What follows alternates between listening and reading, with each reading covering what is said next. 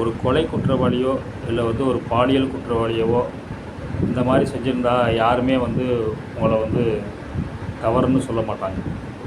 காவல்துறை வந்து தவறுன்னு சொல்ல மாட்டாங்க. ஆனால் ஒரு சாதாரண ஒரு கைதியாக வந்து வந்தவங்களை வந்து இவ்வளோ தூரம் வந்து மனிதத்தன்மையற்ற கொலை பண்ணது வந்து மனிதத்தன்மையற்ற செயல் தான்.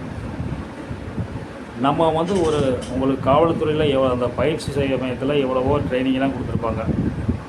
அப்போ வந்து சைக்காலஜிக்காகவும் சில ட்ரைனிங் கொடுத்துருப்பாங்க. அதெல்லாம் நம்ம மறந்துடக்கூடாது. யாரோ ஒருத்தர் தன்னுடைய எமோஷனலாக ஏதோ ஒன்று பேசும்போது அதை வந்து உங்களை ஈகோவை தாண்டிடக்கூடாது.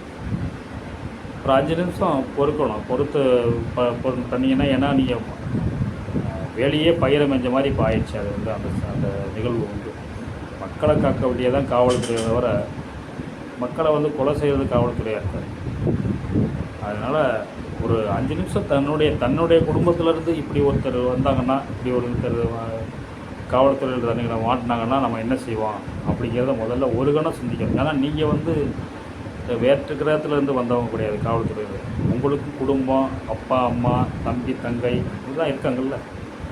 அப்போ அவங்கெல்லாம் அந்த மாதிரி சில விஷயங்களில் மாட்டினாங்கன்னா நீங்கள் என்ன செய்வீங்க அப்படிங்கிறத முதல்ல ஒரு கணம் யோசிக்கணும். பாலியல் குற்றவாளிகளையோ இல்லை ரவுடிகளையோ இல்லை வந்து கொலை குற்றவாளியோ நீங்கள் வேறு மாதிரி ட்ரீட் பண்ணிங்கன்னா யாரும் உங்களை வந்து குறை சொல்ல மாட்டாங்க.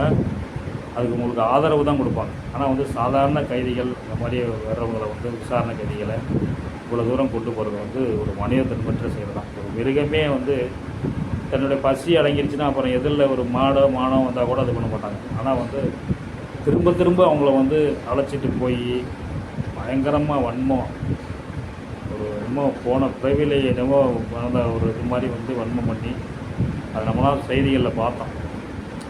அப்படி செய்கிறது வந்து தர்மமே கிடையாது. இதை வந்து இப்போ இருக்கிற காவல்துறையினர் வந்து நம்ம டிபார்ட்மெண்ட்டை சேர்ந்தவங்களை வந்து இந்த மாதிரி தண்டிக்கிறாங்கன்னு நினைக்காங்க. இதை ஒரு பாடமாக எடுத்துக்கிட்டவங்க வந்து இப்போ இருக்கிற காவல்துறையினர் ஒரு பாடமாக எடுத்துக்கிட்டு இனி வருங்காலங்களில் ஒரு சாவு கூட காவல்துறையினரால் ஏற்படக்கூடாது. அதாவது வந்து இந்த மாதிரி சாதாரண விசாரணை கைதிகளுக்கு நான் சொல்கிறது, கொலை குற்றவாளிகளை பாலியல் குற்றவாளிகளை என்ன வேணால் பண்ணிக்கோங்க. அதை யாரும் மக்களே பாராட்டுவாங்க. அவங்களுக்கு தண்டனை வாங்கி உடனே தண்டனை கொடுத்தா கூட யாரும் ஒன்றும் சொல்ல போகிறது. அதனால் இது வந்து காவல்துறையினருக்கு ஒரு பாடம்.